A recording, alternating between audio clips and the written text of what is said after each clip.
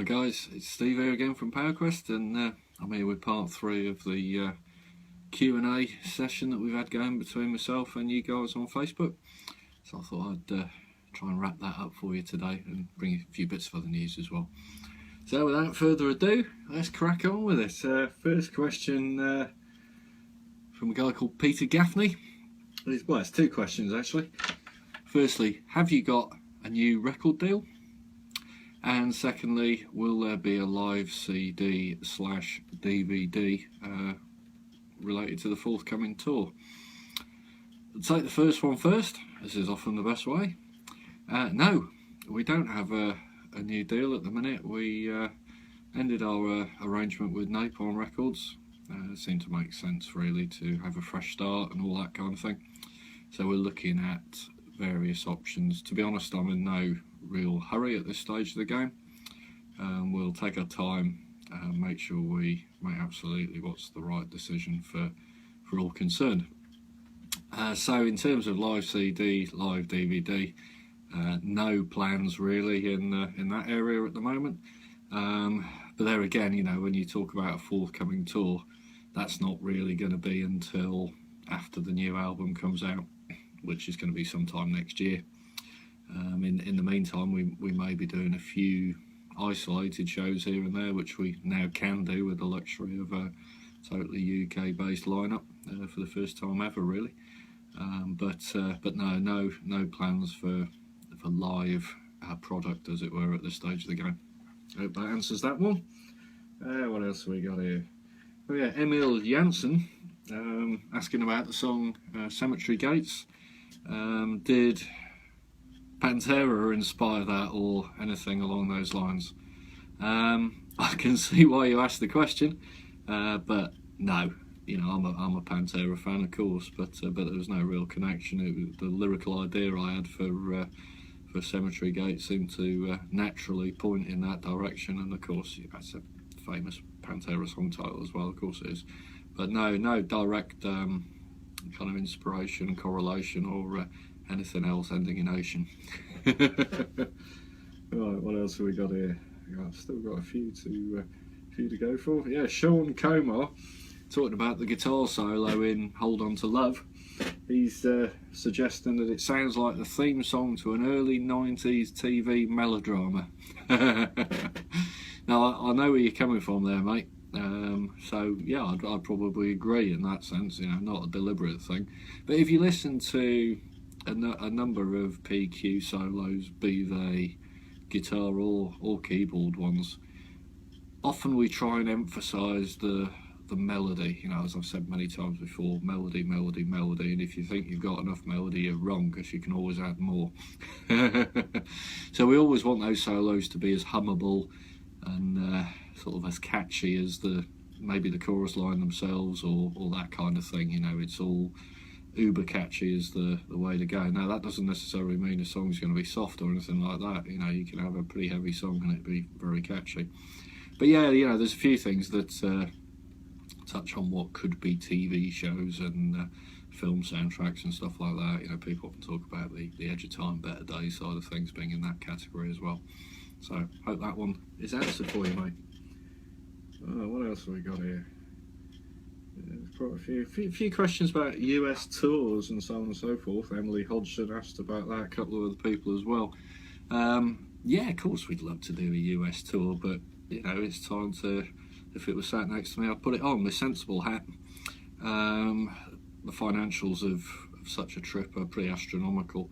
I was looking at some of the turnouts for Primal Fear and Luca Turilli's Rhapsody of Fire in the US recently, and yeah, they're quite scary really, the low figures at some of those shows. So you think for bands like that to struggle, you know, imagine what it would be like for a band like ourselves who haven't got the backing or the name, if you like, that those guys have got. But you know, that's not to say we don't want to. Of course, it's a dream of mine to come to America. I've never been as a tourist or a musician or anything, so I'd love the opportunity. Even if we were only out for a one-off event or something like that, it would be fantastic. that ties in with another question that was asked about where would your dream tour go, and so on and so forth. Well, to be honest, America and Japan are dream destinations for me, but equally so is South America, and so are the other parts of Europe we haven't been to. Also, India, places like this, Sri Lanka, Australia, even. The world literally is your oyster in this particular answer to the question. But all I can say is, we need to keep doing what we do. We don't get ahead of ourselves. We don't have high expectations. We just believe 100% in what we're doing, and hopefully other people will too. And we'll see where that takes us. Hopefully across the sea to the States. What else have we got? We touched last time on questions around re-releases of old albums and all that kind of thing. And we also touched on tutorials for the songs, be that MIDI files or whatever it might be. Now, we'll definitely be looking at some kind of tutorial videos for you guys to check out. Re-releases, that's not on the agenda at the minute, and really the focus is totally on new material and getting ourselves in a position where we've got an album's worth of new songs ready for you guys to listen to. So that's where the target is at the minute. Here's a question for, and you'll have to forgive me for pronunciation here. I think it's Iona Manasseh, who asks, what would you choose between being a vampire slayer or a witch hunter? Wow, there's a thing, isn't there? There's a tricky one.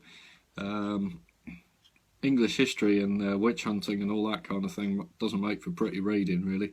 It's all very brutal, barbaric kind of stuff. So I'll probably be a vampire slayer just based on that. Given that the real side of witch hunting, your Hopkins, the Witchfinder General, and all that kind of thing. Yeah, it's pretty nasty time, to be honest. What else have we got here? David Colclough. Will there be another song similar to Far Away? Well, how do you answer that? I suppose it depends what you mean by similar. Do you mean in the sense of having the vocal a cappella thing at the start? Do you mean the speed?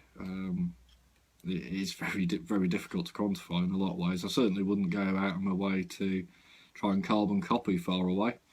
If something happened to come along like that, then great, but no guarantees.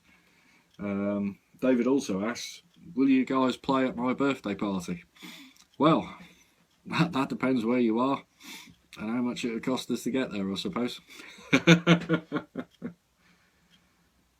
Katie Bromley. Hi Katie, I haven't seen you for a while. Hope you're well. When will you come up north? I think that's going to be one for the tour that comes along with the new album, so we're going to be looking at next year for that. I think at this stage. What else have we got? T-shirts for girls from Lucy Turnover. Well, I should think so.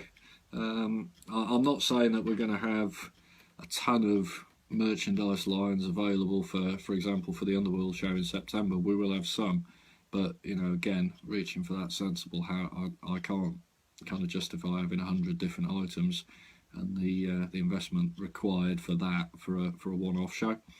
But rest assured, we will have new product there. We will have new merchandise, and we'll also have something else pretty cool, which I'll be telling you about in a couple of weeks. What else have we got here? Oh yeah, Iori Wakaki asks, are you going to be playing the old songs in regular standard tunings again? I think the answer to that is probably no at this stage. We're one of those bands, we don't like to be swapping guitars every 2 or 3 songs and all that kind of thing, so it makes sense to stay tuned where we are in D. And also, I suppose, with this, for the whole live experience as well, we're a 100% live band. We don't mess around with backing tracks and having things on tape that we can't play and all that kind of thing. What you hear is what you get, and it's the way it should be, in my humble opinion. But at this stage, no, we'll be sticking with D Standard for the forthcoming album, I think. So yeah, there's a few more questions answered for you. Answered? I'm going mad.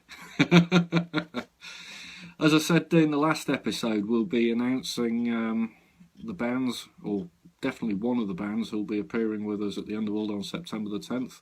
This announcement will be made on Friday, May the 13th. I'm in negotiations with the second band at the minute, so I'm hoping we'll be able to square that one off for you as well. And we'll also be announcing one of our special guests for the night, who I'm sure will be a familiar face to all of you, and somebody who hasn't been seen on a stage with Power Quest for a considerable number of years now. So I can't wait for that. That's going to be real good fun. Anyway, that's probably enough for me for now. I hope you enjoyed the answers to all the questions. I've certainly enjoyed thinking about it and coming on here and filling you in on what's going on. So until next time, guys, take care, be good, be safe, and I'll see you soon. Cheers.